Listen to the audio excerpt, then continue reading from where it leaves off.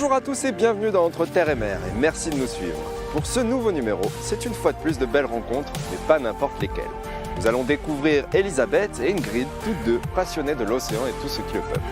L'une est chasseuse à la recherche de sensations fortes et l'autre est amatrice de vidéos sous-marines.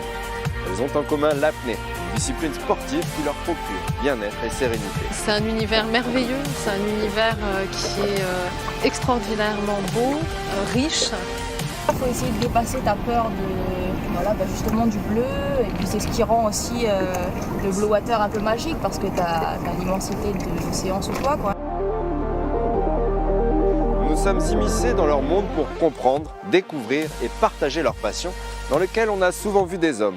Ça restait un milieu quand même très masculin, de chasseurs sous-marins, alors que moi je n'étais pas du tout chasseuse. Et puis petit à petit ça s'est démocratisé. Il y a de plus en plus de femmes qui sont venues donc pratiquer l'apnée et qui se sont illustrées au niveau sportif. Les temps changent et c'est tout de suite dans Entre Terre et Mer.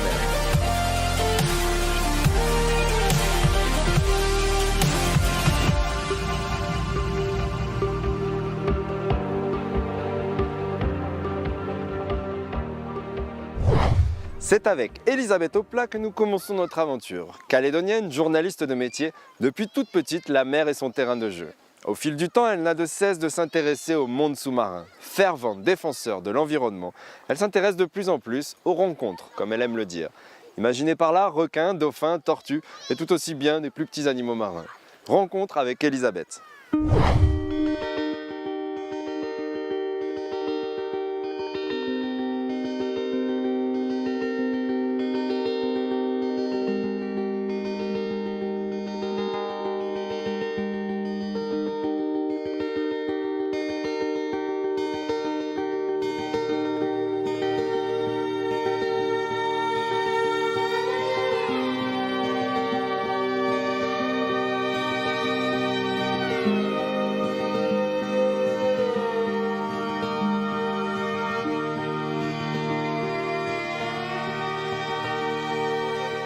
Je décrirais le lagon calédonien comme, je sais pas, c'est un univers merveilleux, c'est un univers qui est extraordinairement beau, riche.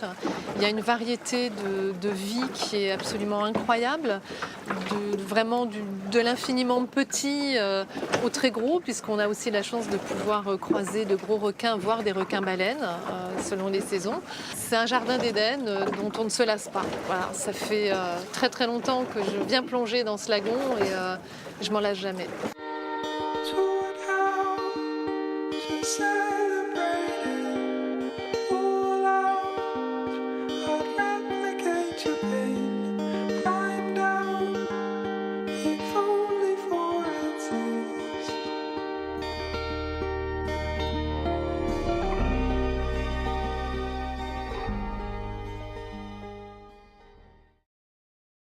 Alors, en dehors des éléments techniques, bien sûr, la stabilité, la netteté, la lumière, etc., pour moi, une bonne image, c'est une image qui révèle une ambiance. Donc, une ambiance ou un comportement animalier, et donc une ambiance dans laquelle on peut plonger. Voilà, moi, c'est ça. C'est ce qui me touche quand je vais regarder une vidéo sous-marine, et donc c'est ce que j'ai envie aussi de saisir. C'est une ambiance.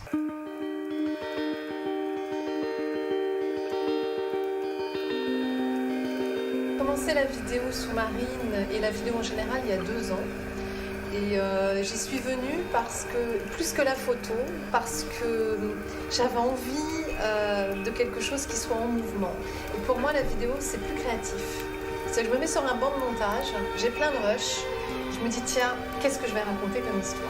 Et je peux faire ce que je veux. Je prends un bout de plan, je le coupe, je le déplace, je le mets avant, je le mets après. J'y associe une musique et je crée un univers. Je raconte une histoire. Et donc finalement, ça me permet de beaucoup plus créer que la photo. Ça me correspond davantage. Je n'en fais pas que pour la contemplation, je la fais pour la partager. Quand j'ai envie de raconter une histoire, comme j'ai pu le faire sur les tortues, les requins léopards ou d'autres rencontres, pour moi, le but, c'est vraiment de partager pour sensibiliser les gens à ce patrimoine marin qu'on a en Calédonie qui est extraordinaire.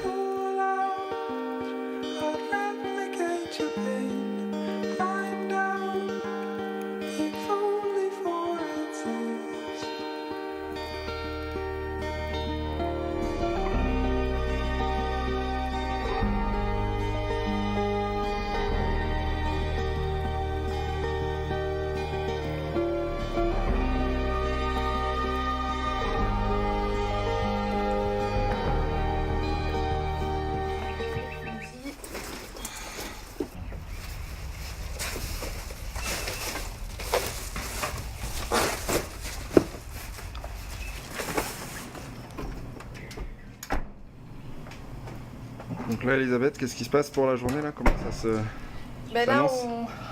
on va aller rejoindre le bateau à Port-Moselle.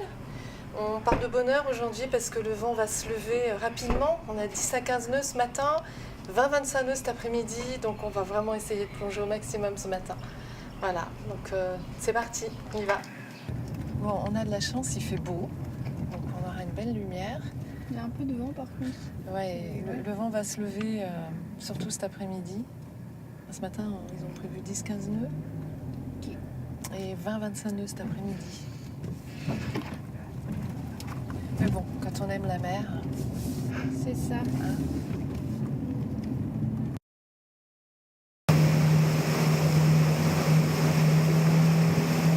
On va sur le récif Aboré, au niveau de l'épave Lever Prosperity. Et donc on en a à peu près pour 45 minutes pour se rendre sur place. Bon, il y a un petit peu de vent qui se lève, mais pour le moment on a à peine 7 minutes. Voilà. Belle journée en perspective. Oui, oui. Très belle journée. Et là on devrait quand même avoir de très belles vues sous-marines. On a une grosse densité au niveau de la faune dans ces endroits-là. C'est une réserve qui fait 25 km de long et puis ça fait une quinzaine d'années qu'elle existe.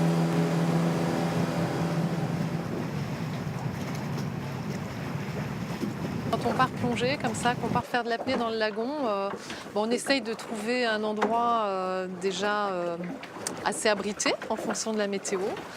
Et puis, je crois qu'il ne faut pas avoir d'attente. On y va en se disant on verra ce qu'on verra. Et là, on a souvent de belles surprises. Donc, on passe la journée, souvent on fait 2 sites de plongée. Et puis là, voilà, on met la tête sous l'eau et puis on va voir, on va attendre, on va chercher. Et voilà. Allons.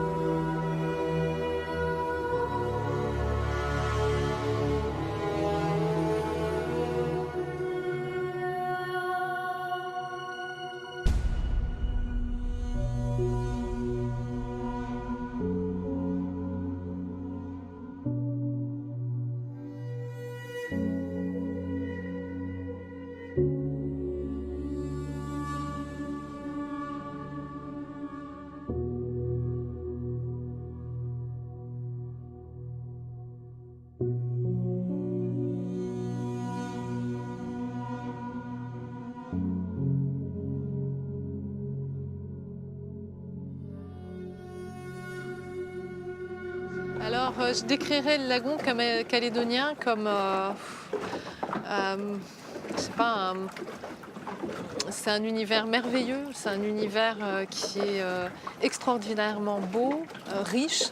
Il y a une variété de vie qui est absolument incroyable, vraiment de l'infiniment petit au très gros. C'est un jardin d'Éden dont on ne se lasse pas. Voilà, ça fait très très longtemps que je viens plonger dans ce lagon et je m'en lasse jamais. Mon rapport avec le monde marin, je pense qu'il vient de mes origines et de mon enfance.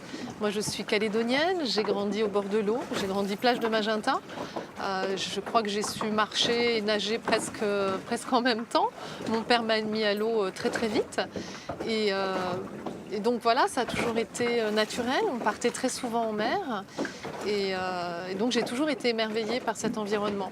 Mais je l'ai été davantage quand j'en ai été privée pendant mes années métropolitaines pour mes études. Et quand je suis ça m'a tellement manqué que quand je suis revenue, je me suis mis directement à la plongée bouteille d'abord, parce qu'à l'époque, il n'y avait pas de club d'apnée en Calédonie.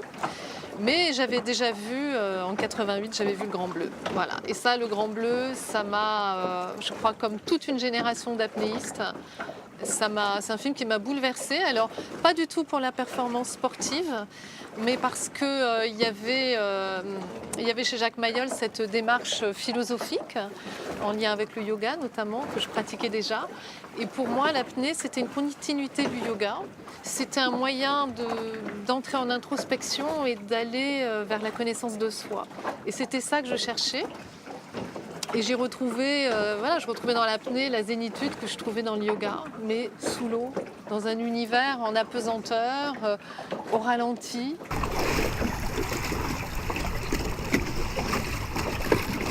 Il y a une belle visibilité aujourd'hui malgré le courant et la mer agitée. Ouais, il y a une belle visibilité. On va en habiter, hein. Ouais, bien sûr, c'est normal. Particules.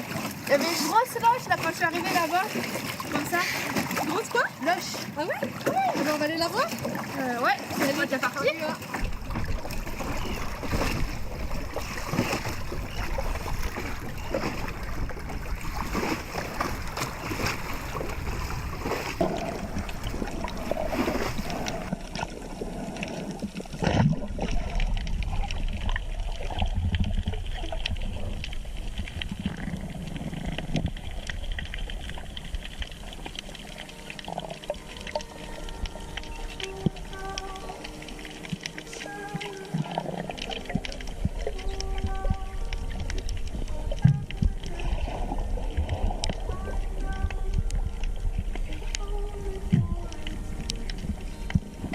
L'approche de l'apnée qui n'est pas une approche sportive, qui est plus une approche intuitive. Voilà, moi je vais sous l'eau, je descends, je ne sens pas très profond, ce n'est pas l'objectif pour moi, mais c'est vraiment l'intuitif.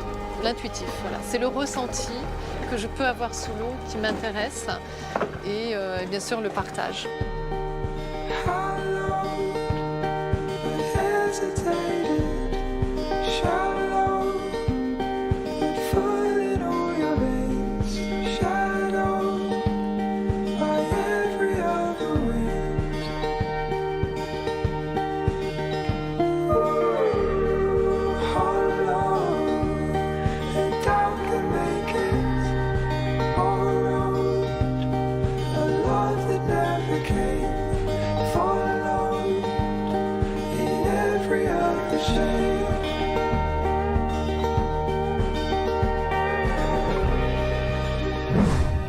Toute autre ambiance, tout autre personnage. Continuons cette fois-ci avec Ingrid.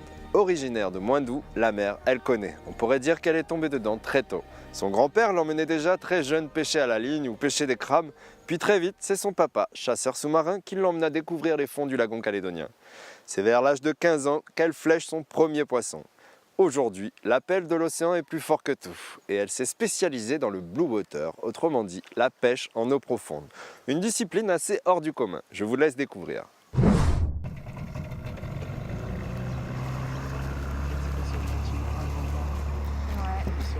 Oh, oh. Bonjour, bonjour. Enchanté. C'est Ingrid? Ouais, enchanté. Enchanté. Bienvenue. Gérard, Christopher. T'es pas en retard, ça va? Non. La météo est bonne? On devrait avoir une bonne journée? Beau temps aujourd'hui. Ouais? Ok. C'est parti alors? On te laisse embarquer. L'aventure? Vas-y. Ok. Je te donne la main. Ouais. Ok, good. Je grimpe. Bon, on part pour la journée? Pour la journée, une petite journée Blue Water. Ok. Et puis on va voir, essayer de faire du poisson.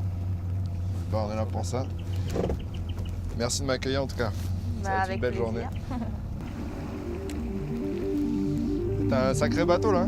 Petit marin. Petit marin. Bateau tahitien. Passage en mer.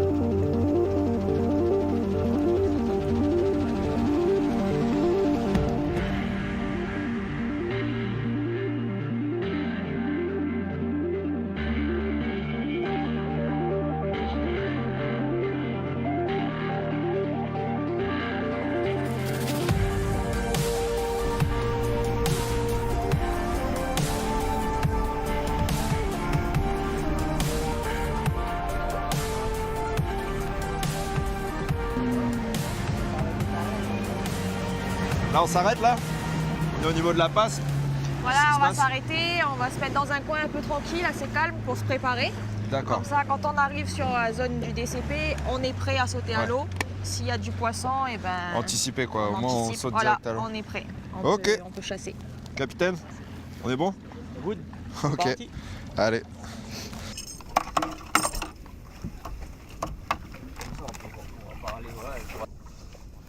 Moi, j'ai grandi à Moineau, donc famille de ça. Et puis depuis l'enfant, voilà, on a grandi dans la pêche, les parents pêchaient, les grands-parents pêchaient. Ouais. Donc C'est naturellement que c'est naturellement que c'est venu, voilà. Et puis j'ai eu la chance de rencontrer Christopher et ensemble on partage ça. Je te cache pas que c'est quand même une discipline assez particulière, on voit pas le fond, c'est immense, c'est assez stressant, ça va aller? Après, voilà, faut essayer de dépasser ta peur de, voilà, bah, justement du bleu. Et puis c'est ce qui rend aussi le blue water un peu magique parce que tu as l'immensité de l'océan sous toi, quoi. Il y a un peu d'adrénaline. Voilà, t'as toujours les requins qui sont là pour te remettre à ta place. T'es pas non plus dans ton élément. Et bon, une fois que tu as dépassé ça, c'est que du bonheur. Ça. Ingrid, ceinture rose, masque rose, palme rose. Ouais, C'est quoi? C'est pour attirer les. c'est pour montrer qu'on est quand même des femmes. C'est élégant, c'est classe. Et petit marin rose et jaune. Voilà. Là, on est sur le point d'y aller. Il y a des précautions particulières à prendre. Comment ça se passe? Ben là, il y a un petit peu de requins qui tournent par rapport à la chasse de bonite. Donc, quand on va sauter à l'eau, les requins ils vont monter, ils vont venir voir ce que c'est. Faut pas paniquer, faut on va dire jauger leur comportement un peu comme un chien quoi. Ouais. Et ils vont venir voir. Une fois qu'ils auront vu, ils vont commencer à se disperser. Ils vont s'habituer à toi. Ouais. Voilà. Donc c'est au départ qu'ils vont venir assez près. Ça reste du requin soyeux. C'est pas les plus. Voilà, là c'est des requins que généralement ils restent un petit peu là ensuite par rapport aux chasses. Et puis après bon ils migrent les poissons. Ingrid, c'est vrai que c'est une discipline où on a l'habitude de voir quand même pas mal de garçons Ouais. pratiquer ça. Toi, ça fait un moment maintenant que tu y es? Oui, blue water, non, c'est pas si vieux que ça. Après, la plongée sous-marine, ouais, c'est depuis à peu près 5 ans. Ouais, tu pratiques la chasse depuis un petit moment. Comment ça se passe? C'est cette adrénaline. Enfin, moi, il y a les requins, le grand bleu, c'est quand même. Après, blue water, voilà, t'as pas besoin de faire de grandes coulées, de grandes plongées. Donc, t'es toujours quand même à la surface. Tu respires quand tu vas tranquille.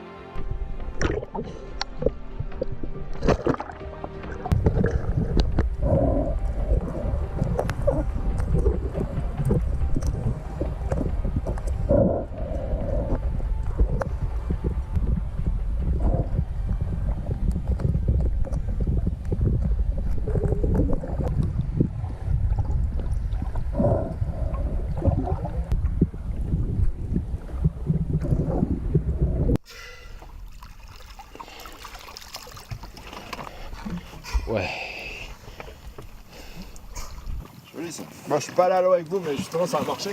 Bien Ouais, joué. merci. On a emmené un beau maï-maï là. Ouais, c'est Ouais. cool.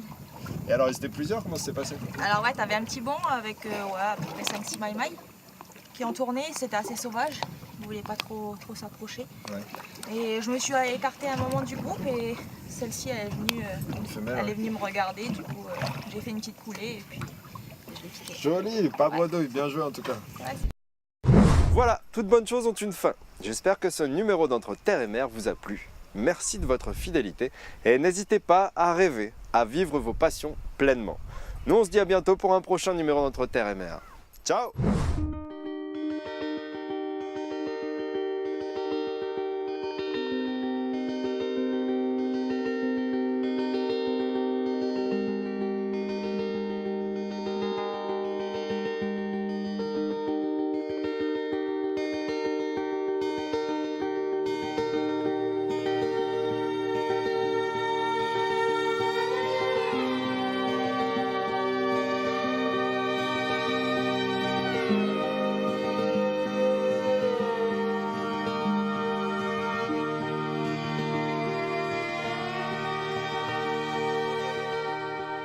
to